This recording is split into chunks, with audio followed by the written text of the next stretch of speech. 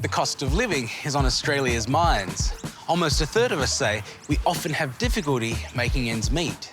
Here in the electorate of Spence, just 30 minutes from the Adelaide CBD, that number rises to almost 40%, almost the highest in the country. But what do we actually mean when we talk about the cost of living? Well, almost a quarter of us say we're spending more than we can afford on housing and that our homes are in need of major repairs. Almost a third of us say we couldn't handle a major unexpected expense. Over 40% of us say that healthy food is too expensive where we live, and nearly all of us, 90%, say that cost of living is a problem for all of Australia. I've had nights where I lie awake at night ruminating, thinking about bills, thinking about school payments, thinking about, you know, Christmas presents. You know, it's really bloody hard.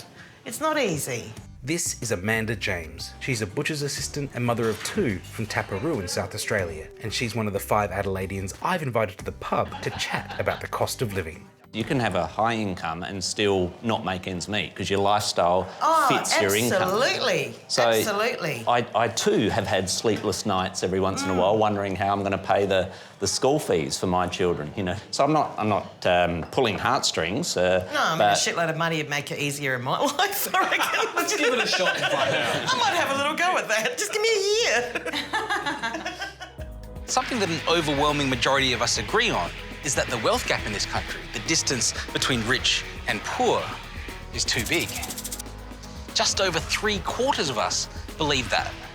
And the interesting thing is, you can slice that question any way you like, and you won't find a group with a majority that disagrees with it. Not by age, not by gender, not by vote, and not even by income.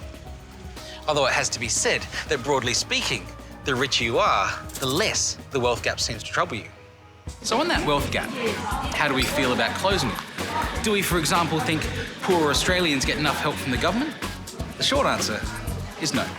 Most of us think the government could do more. 60% of us, in fact. I was on the dole in the early 90s in Adelaide. It wasn't glamorous, but you could live. Yeah.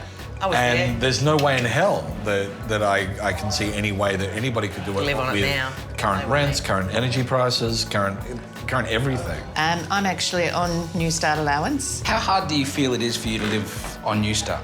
It's really hard. If I wasn't in government housing, I would be totally stuffed.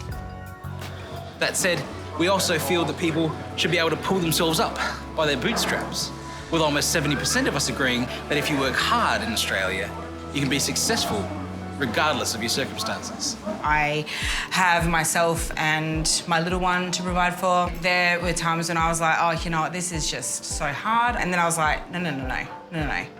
Pick up, get on with it. And I did, and I do, you know, and you got to dig deep. You know, I don't know whether that mentality is shared by everybody. We do live in a country where, you know, there are the resources, there's the support, there's the opportunities to, you know, take it by the reins and do something about it. If working hard meant that you did extremely well, then every nurse would be a millionaire. Like, Yeah, that's right. you know, I mean, we all work, you know, I like to think I work hard, but all I can be is a butcher's mole, you know, and I'm a happy butcher's mole. Finally, of all the questions asked about cost of living, the one thing most of us were concerned about was having enough money to retire on. More than 60% of us, in fact. At the moment, I've got 45 grand in my, you know, super thing, and that'll be a great 6 months. Beyond that, I hope there's still a pension. I'm seeing a lot of elderly people that never wanted risk moving into risky assets. That could come unstuck, and if it does, that worries me. I haven't worked in a paid job since 2008. Got no super anymore. So it does worry me a lot, you know, because I don't want to have to rely on my son to look after me. That's not fair on him. The way they're raising the age for retirement anyway, I'll probably be a butcher's mole till I'm about 85. The one thing that I find really heartening listening to everyone is that if you take security off the table, everybody here talks about the same things. We all talk about wanting to spend more time with our kids, to be able to enjoy life with the people that are around us. And I like that. I'm happy I've got a roof over my head and a mortgage and a hot husband and 2 great kids. And I think it probably would only happen in this country. You know, we've got a lot to be grateful for. But, you know, there's also a lot we could do better, I think.